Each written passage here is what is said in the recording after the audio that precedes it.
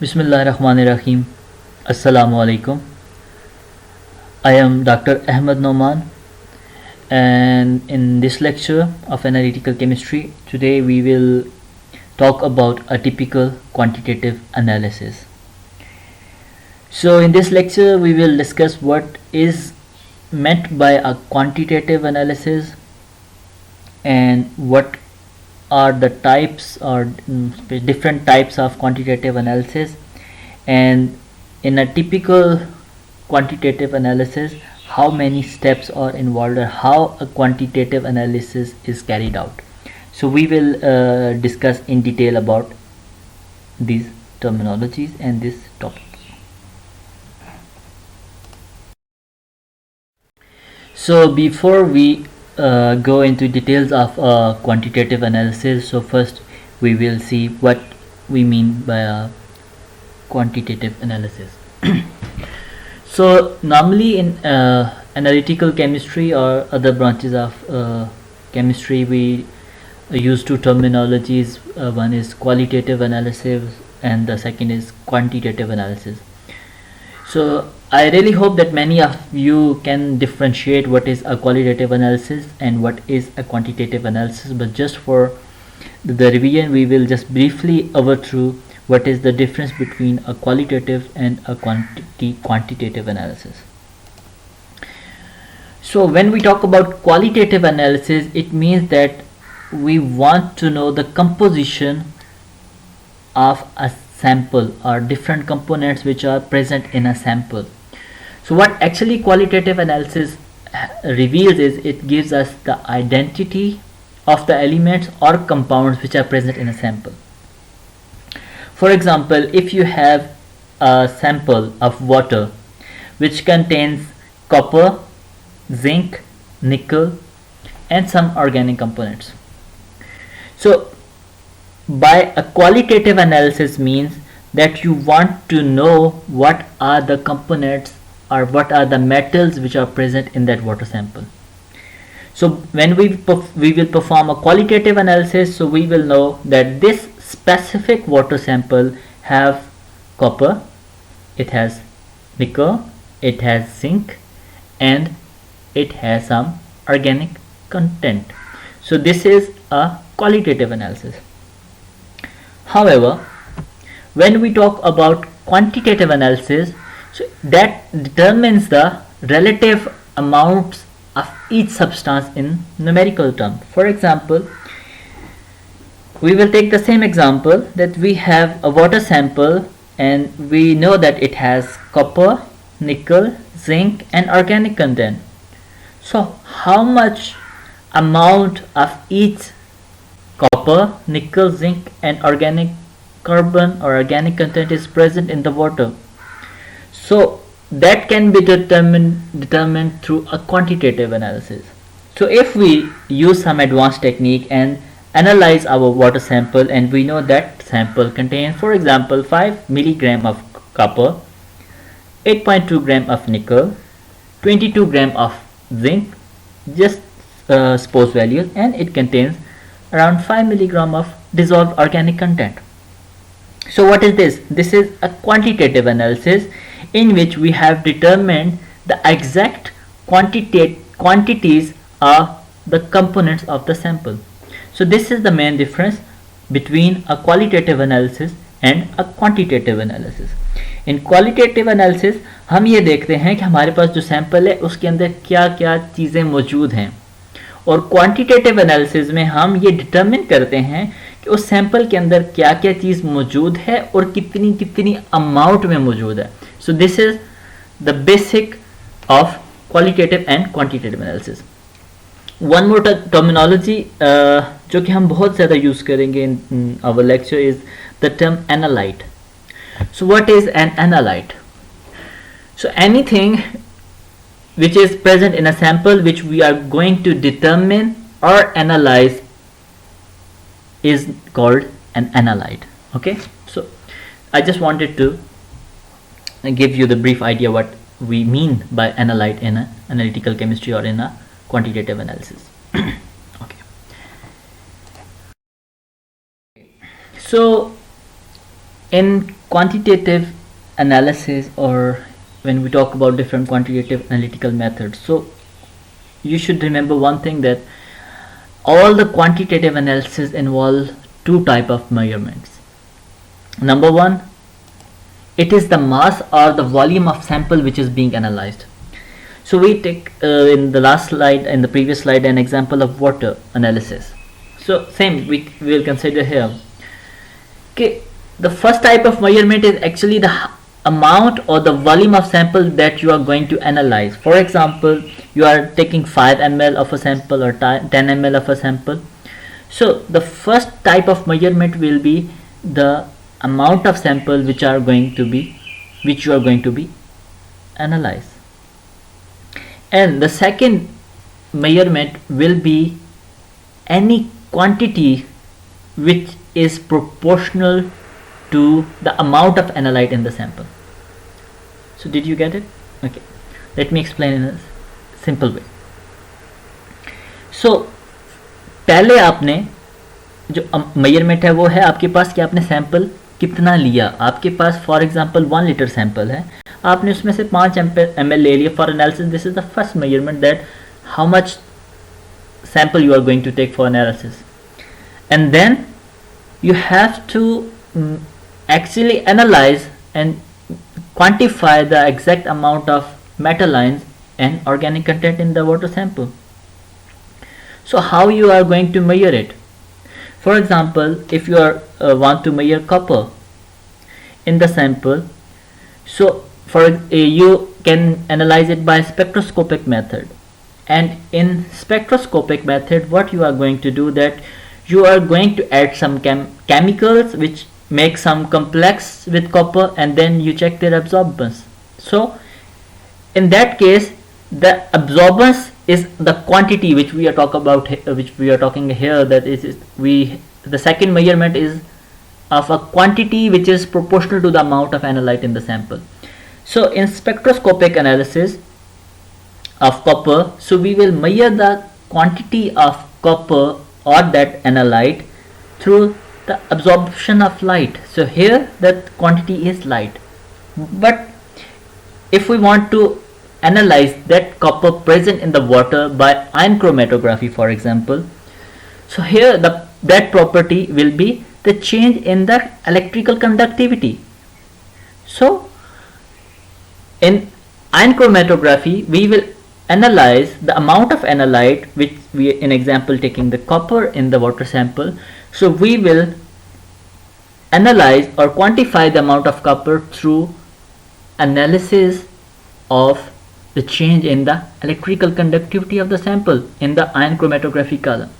So what we mean here, कि जब आप एक quantitative analysis कर रहे हैं, so you have to have two things. First is the amount of sample, and second, when you want to know the composition of that sample, कि उसके अंदर कोई चीज़ कितनी मौजूद है, so then you have to decide कि आपने कौन सी जो है उसकी कैरेक्टरिस्टिक है जिसके थ्रू आपने उस एनालाइट को जो है वो एनालाइज करना है या उसको क्वांटिफाई करना है. एंड डिपेंडिंग कि आप कौन सी क्वांटिटी यूज़ कर रहे हैं, कौन सी कैरेक्टरिस्टिक यूज़ कर रहे हैं, that can be, for example, that can be volume, that can be mass, that can be intensity of light or electrical charge, as we discussed. It can be absorption of light, it can be conductivity. So depending कि आप कौन सी characteristic और quantity जो है वो use कर रहे हैं for that analysis, so on the basis of that quantity we divide analytical methods into many categories. For example, first we have gravimetric methods. So what we analyze in gravimetric methods, how we quantify the analyte in the gravimetric methods. In gravimetric methods, we measure or determine the mass of the analyte either directly or through indirect way. For example, we have copper and we will precipitate copper by adding some chemicals, and we will collect that precipitate and we will measure the mass of the copper precipitate, whatever the compound we are using. and then by weighing by the mass of that precipitate we can analyze how much copper was present in that water sample. So such kind of methods which involves measurement of mass are known as gravimetric methods.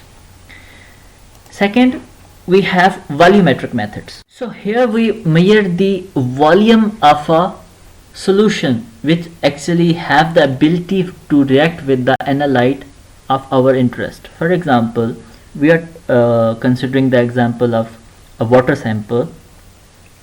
So to determine the amount of copper through volumetric method, so we will add some solution which have some specific reagent that reacts with water and form some compound. So we will add that solution and we will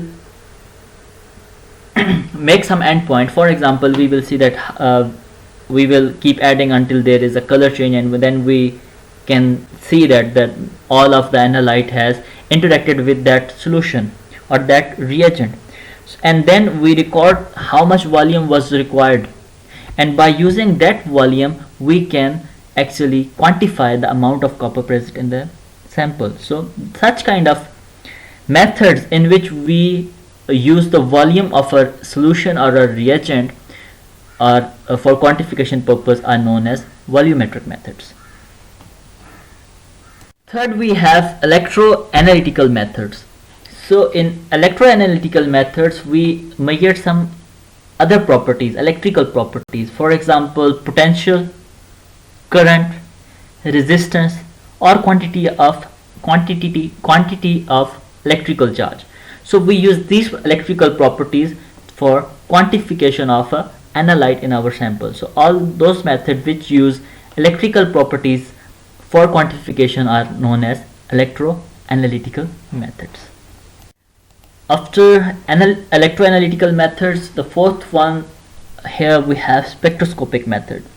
So spectroscopic methods are those which quantify analytes in a sample based on the interaction of electromagnetic radiation with analyte atoms in a solution. For example, as we discussed before, that we use the absorption of light, or we can use the transmitters of light to determine the quantity of a specific analyte present in the sample.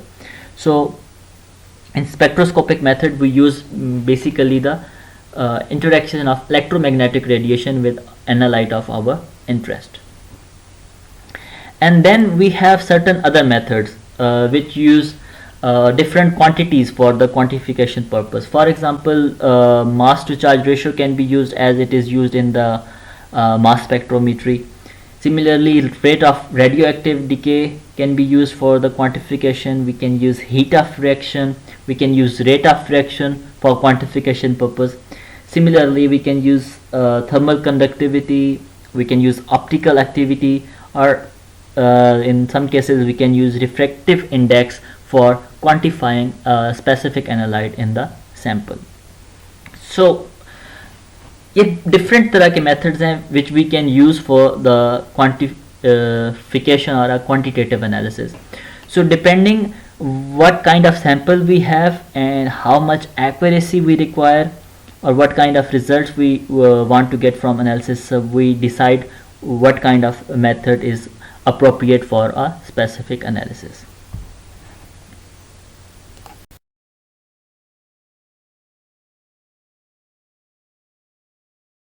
Now we will overview typical quantitative analysis.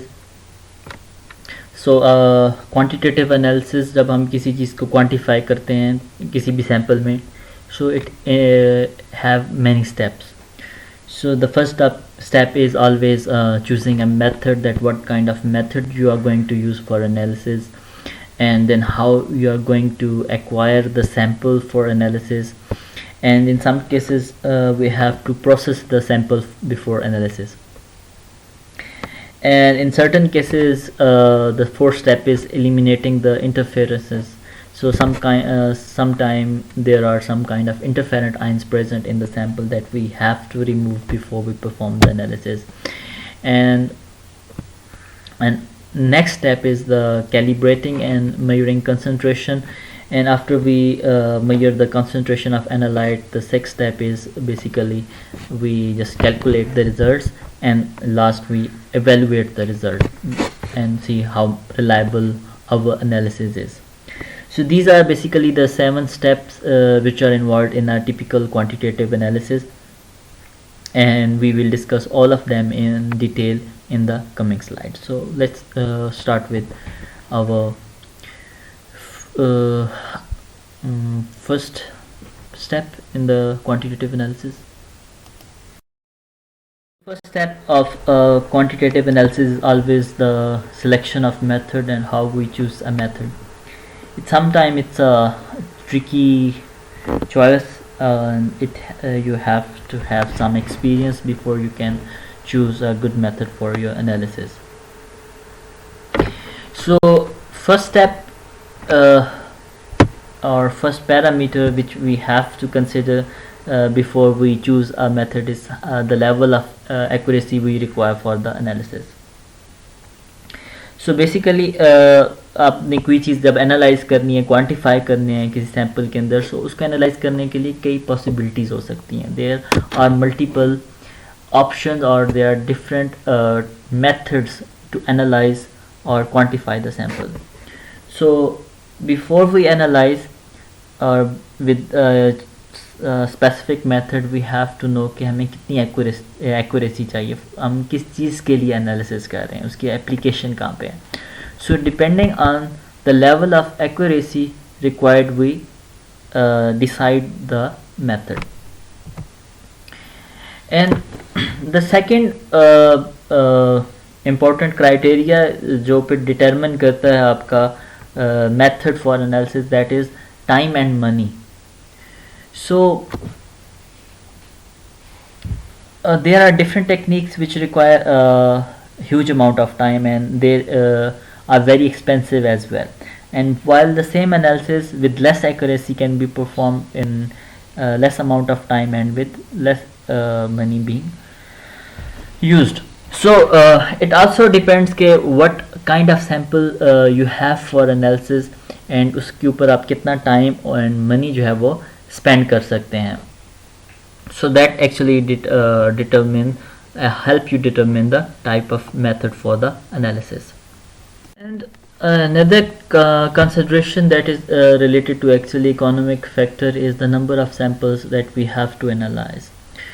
So the number of sample is another very critical criteria which help us decide the method which we are going to use for analysis. For example, if we have a sample which for example we have only one sample which we have to analyze. So for analysis of one sample हम एक ऐसा method use करेंगे कि जिससे हमें time कम लगे. For example, we can determine in 1 hour or 2 hour, and which for that ऐसा method जिसके लिए हमें कोई preliminary जो है वो treatment ना करनी पड़े. But if we have many samples, for example we have 25 samples or 30 samples, so then maybe we can use method के जिसके अंदर we have to use some calibration, we have to use some internal standards. So for large number of samples we can afford that, but if we have very small number of samples, so then it can result in the wastage of time and money.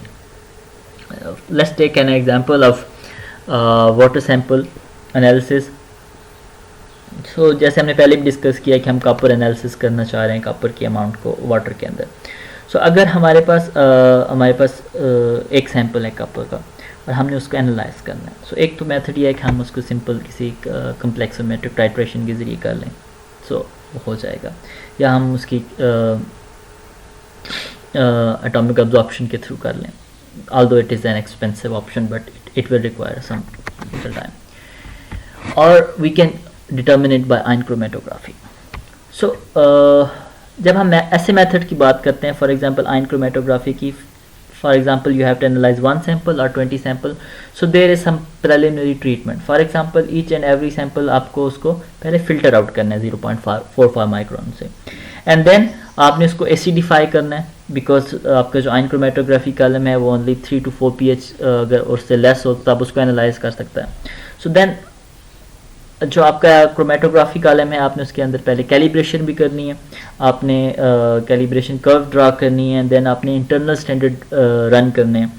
So this preliminary step may take 10 to 12 hours before आप अपना sample जो analyse कर सकें. So if you have only one sample and उसके लिए आपको 12 से 14 घंटे जो है वो पहले इंस्ट्रूमेंट को कैलिब्रेट करना पड़ रहा है और उसको रेडी करना पड़ रहा है जस्ट वन सैम्पल के लिए. So it's really a tedious job. So यहाँ पे if you have such a case तो आप ऐसा मेथड यूज़ करेंगे कि जो कि ईजी हो और जिसमें ये वाले स्टेप ना करने पड़े. But if you have for example many sample 20 odd or 70-80 samples and you need high accuracy, then maybe you will prefer कि आप आयन क्रोमेटोग्राफी से एनालाइज करें.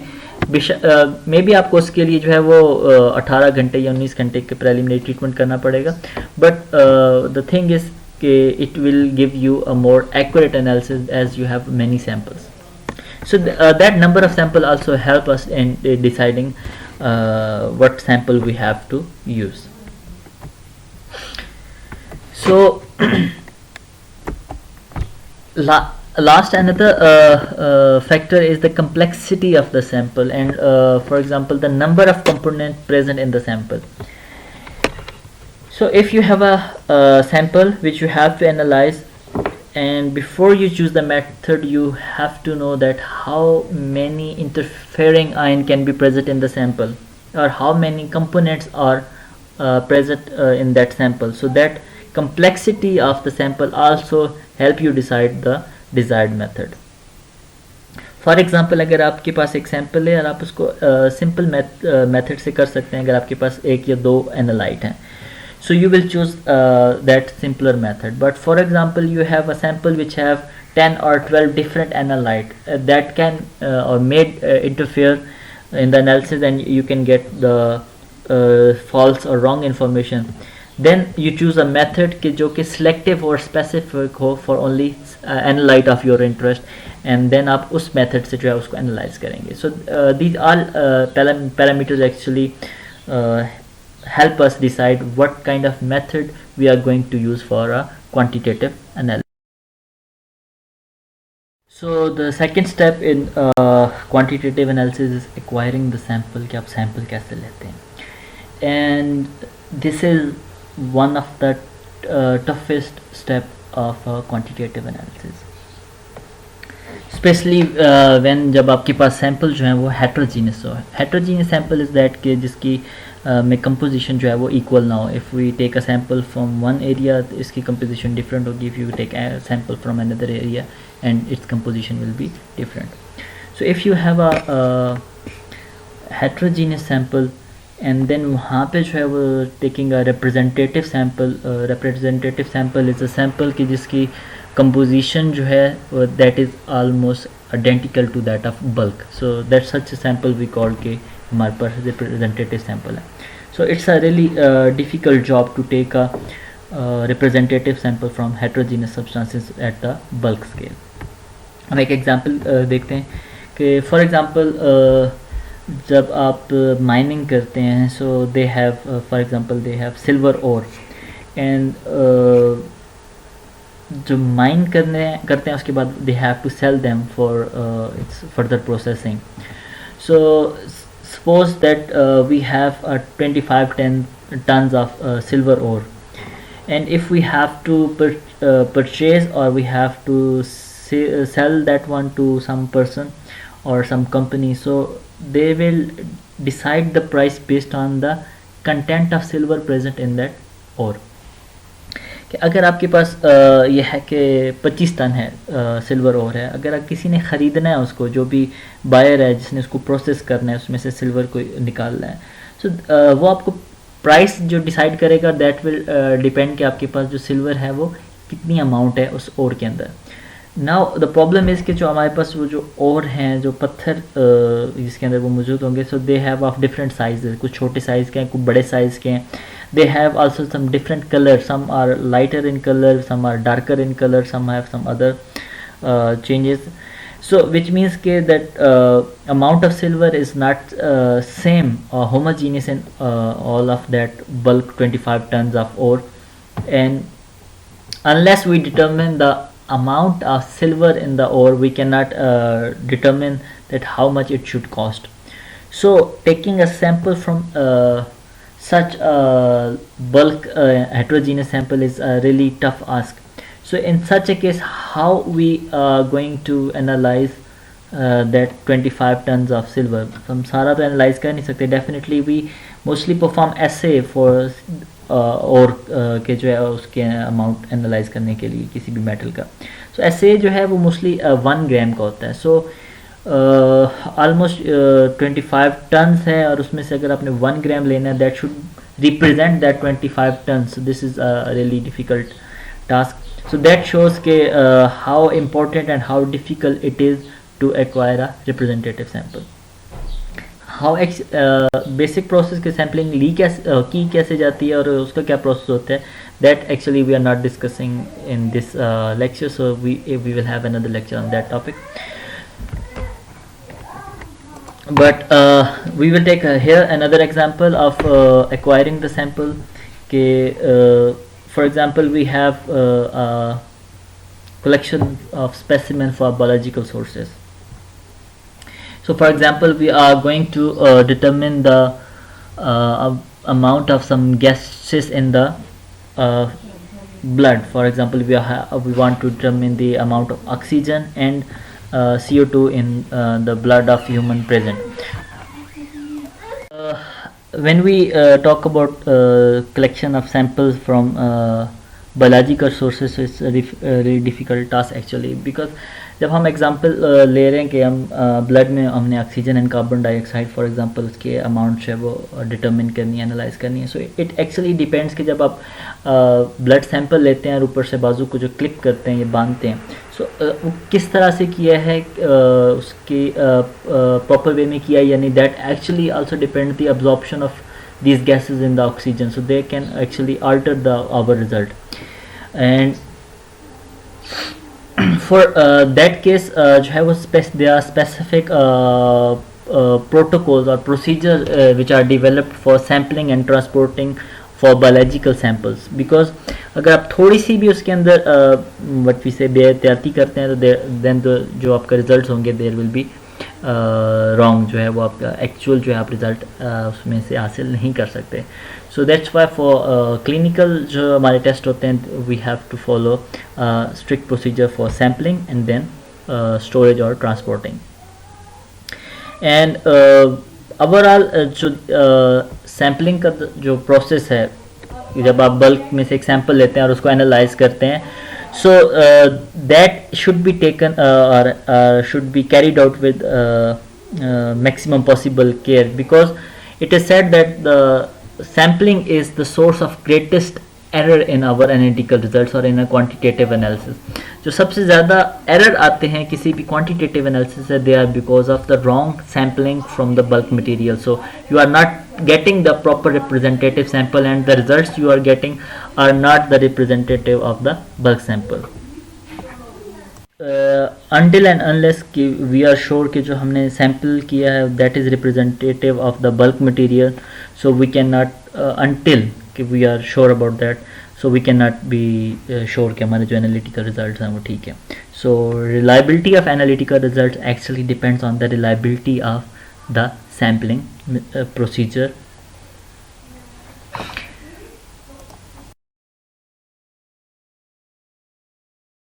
So when we are doing a analysis, so first we decide the method for which will be used for analysis, and then we have acquired a sample.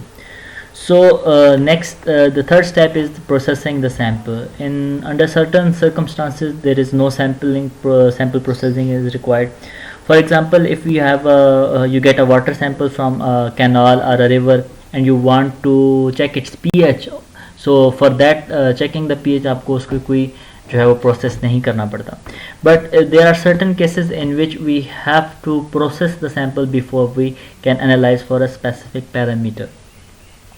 So we will discuss different examples so that you can understand what can be the different ways of, or what can different processes which are required before the sample can be analyzed.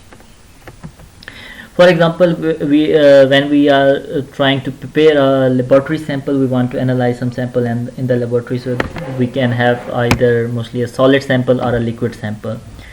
So if we have a solid sample and suppose it in the form of large pieces, so first process we have to apply is we have to grind it and make it in the powder form. So first process is to reduce the size. And another thing which is important is when we reduce it to size, so it's become homogeneous, so which means the analytes are distributed evenly in the sample. However, when we have a powder which have a large surface area and small size, so if we put it in the environment open, so then it can absorb moisture, and it by absorbing moisture from the atmosphere, its composition can alter when we analyze the sample. So after we reduce its size, so we should either put it in some sealed container, or if we have put it for like more than a day or 2 day or more time after grinding, so before analysis we should heat it, so that if there is any moisture is absorbed from the environment, so वो जो है वो evaporate हो जाए. But in the liquid जो है, अगर हमारे पास sample है, तो for that जो processing है, that can be of different types. Liquid sample, there can be a problem that if we left these samples in open air, so they in open container, then the solvent may evaporate and it can change the concentration of the analyte. So to avoid the evaporation of the component, so they should be put in a container which are sealed. For example, we discussed an example कि जिसमें we discuss about the determination of gases in the blood of so for such cases, these gases actually can evolve or can be released from the blood if they are not put in the sealed container. So for such sample in which ये डर हो कि कुछ उसके components जो हैं वो evaporate हो जाएंगे, so for that we have to put them in the sealed containers. Another जो problem हमारे पास आती है, that is insoluble compounds. कि जब we are going to perform some analysis and we need the analyte in the solution form, but there are some components के जो कि उसके अंदर dissolve नहीं होते जो भी हम solvent use कर रहे हैं. So what we have to do is we have to make them soluble in the solvent of interest. There can be different ways of making them soluble. For example, we can use some acid or base to dissolve the insoluble compound, or we can heat. But normally prefer ये किया जाता है कि जब हम कोई sample prepare कर रहे हैं एनालिसिस के लिए, सो हम उसको बहुत हार्श कंडीशन ना दें, बहुत हाई टेम्परेचर ना दें, या क्योंकि उससे ये होता है कि उसके कई कंपोनेंट्स जो है there is always a fear कि वो जो है वो ब्रेक डाउन हो सकते हैं, and that if there is some break down of some components, that mean that we are not going to get the accurate analytical results. So normally it is preferred कि जो है वो उसको room temperature पे किया जाए, but in mild condition. But there are some cases in which there are some compounds which can only be dissolved at harsh condition, either by putting acid or providing the high temperature. So it totally depends what kind of compounds you are dealing with. And there is another thing कि आपने आपके पास एक solid material है, you have to first dissolve it. आपने उसको dissolve कर लिया. Now क्या उसके अंदर कोई ऐसी प्रॉपर्टी है जिसको आप डायरेक्ट एनालाइज कर सकें which is proportional to the concentration of the analyte? For example, we are going to determine the amount of manganese in steel, and if we have that ore of manganese and आपने उसको dissolve किया है, so can we directly analyze using a spectrophotometer? So the answer is no, we cannot determine it because it doesn't form any complex, that manganese which is dissolved by using the acid treatment. So what we have to do, we need to perform some other chemical process to change that analyte into a form which can be analyzed. For case of manganese, जब आपने उसको dissolve किया है using acid from steel, so जो manganese है it cannot be determined by the spectroscopic methods. So what we do is we first oxidize it into MnO4 2 negative. So by oxidation of manganese to MnO4, now we can determine it by using the spectroscopic method, because when we are talking about MnO4 2 negative, so हम उसको उसकी absorbance जो है वो measure कर सकते हैं उसको, because it has a colored solution. But without oxidizing manganese into the manganese oxide हम उसको measure नहीं कर सकते. So depending what compound we are dealing, sometime we have to only dissolve the solid and directly analyze. In some cases we have to do some further chemical processes, and then we can analyze the analyte of interest. We have the step of eliminating interferences. So there, depending on what kind of sample we have, so there can be different interfering ions which interfere with the correct analysis of that sample.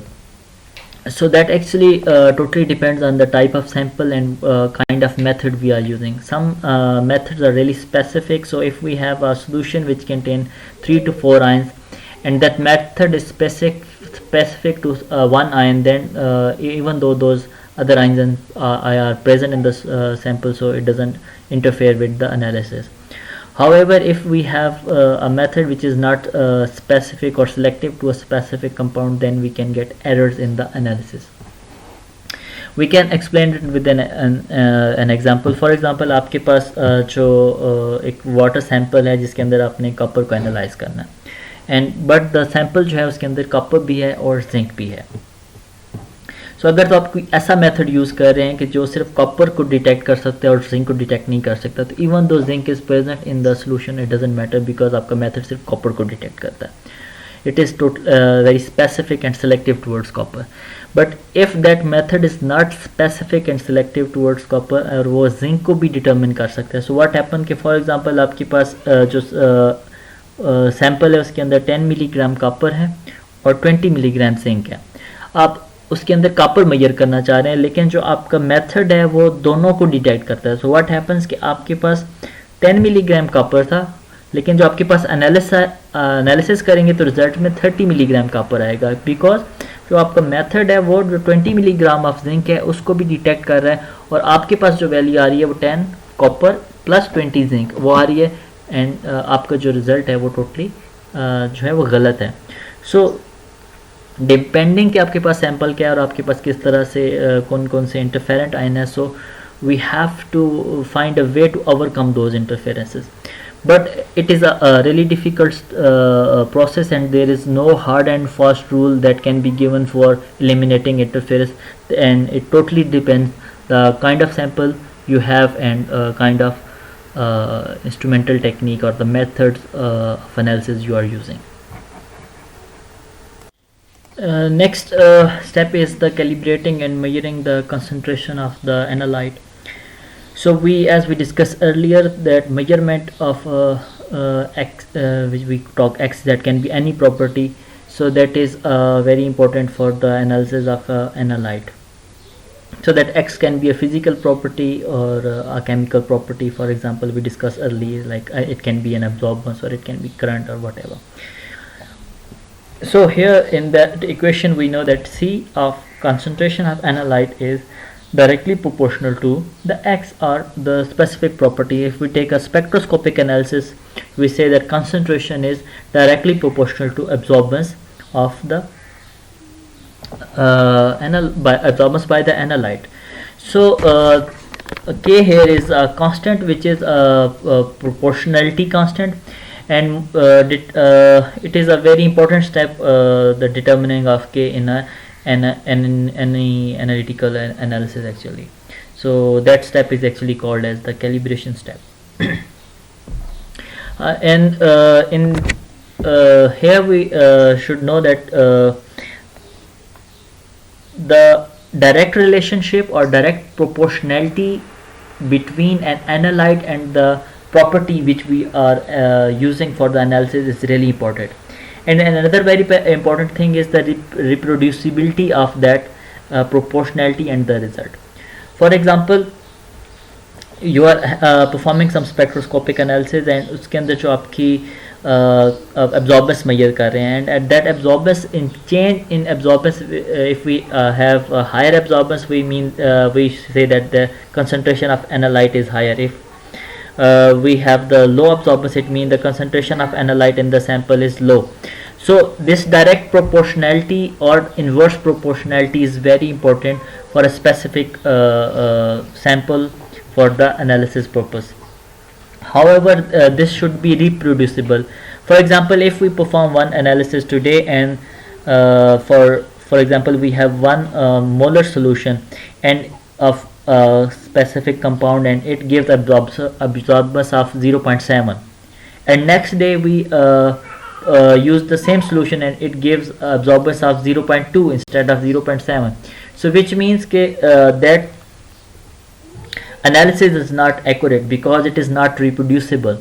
So we should check the reproducibility of the process, and unless it is reproducible, we cannot actually rely on the data. So reproducibility and direct proportionality of the concentration of analyte with that property or a specific characteristic which we are using for analysis is really important for the accuracy of our analysis. Now, after we get the result, the next process is analyzing those results or computing or calculating those results. So we get different experimental data, which we call it the raw experimental data, and then we can compute or work on the data to get the some information from that data. For example, when we are using spectroscopy, so we are the values we are getting, the data we are getting is the absorbance value. So we have to process those values and convert that absorbance data to the concentration, and this is normally an easy step because of the facilities we have today, like computers we have, so they can compute the data in a very short period of time. So this step is not difficult during the quantitative analysis. However, the evaluating the results by depending how much reliable they are is very important in analytical analysis or in a quantitative analysis. So we have to determine how reliable our method is or how reliable our results are for a specific analysis. And one of the method is that when we perform an analysis, so we use some standard, we put some internal standard along with the sample. So by that way we can measure the difference between the standard values and our the sample value or the experimental value. And another way to ensure that our results are reliable is that we perform the experiments in duplicate or triplicate. So अगर हमने एक sample लेना है तो हम उसको 2 या 3 दफ़ा जो है उसको मेजर करेंगे और एवरेज वैल्यू जो है हम उसको यूज़ करेंगे. So that actually the measurement of uncertainties in sample analysis जो है वो हमें बताता है कि हमारा जो मेथड है वो रिप्रोड्यूसिबल है. Even if we have performed it 3 times, तो जो हमारे रिजल्ट हैं वो सिमिलर आ रहे हैं, जिसका मतलब है कि जो हमारा जो एनालिसिस है रिलायबल है, एंड वी कैन बिलीव जो हमारे पास जो रिजल्ट आए हैं उनको हम जो है वो ट्रू कंसिडर कर सकते हैं और करेक्ट कंसिडर कर सकते हैं. Were the steps which are involved in a typical quantitative analysis. So if we want to summarize this our lecture, so we will use this diagram.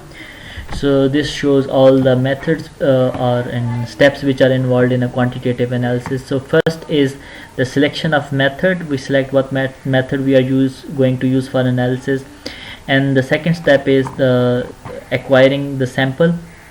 And after we acquire the sample, the third step is the processing of the sample. And in processing we have to see whether our sample is soluble or not. If it is not soluble, we mostly do some chemical dissolution and we dissolve and make it in the soluble form. And after we get it in the soluble form, we see that whether it has a measurable property or not. If it can be measured at that stage, so we move to the next step, or we bring some chemical change to make it to have introduce some measurable property. And then next step, we see if there are any interfering ions in the sample or not. If there are any interference, then we try to remove those interference or mask them. And after that, then we measure the property, any property we can be used depending on the sample. It can be gravimetric, for example, it can analysis, or it can be volumetry, or it can be spectroscopy. So depending on the sample, we can use whatever method we are using. So we measure those properties. For example, in spectroscopy we measure the absorbance, and after that we use the computer to calculate or compute the results. And we also determine the uncertainty in the analysis and determine how reliable our method is. So this is actually the overview of all a typical quantitative analysis कि जब भी आप कोई quantitative analysis करते हैं, so कौन कौन से step जो है उसके अंदर जो है वो involve होते हैं. So this is another important slide for you guys, and these are the references which I have used in this lecture. So most of the materials from the book of Scrooge and West, Fundamentals of Analytical Chemistry, 9th edition, and some of the material was from the Analytical Chemistry, 7th edition by G.D. Christian and Das Gupta. I am going to share the link of these both of these books in the Google Classroom. So what you have to do is you need to study in detail about quantitative analysis, especially from the book of Scrooge. So that's why I haven't put many details on our lecture slides. So we have only bullets on the slide, and for the details you must consult to the book of the Fundamentals of Analytical Chemistry.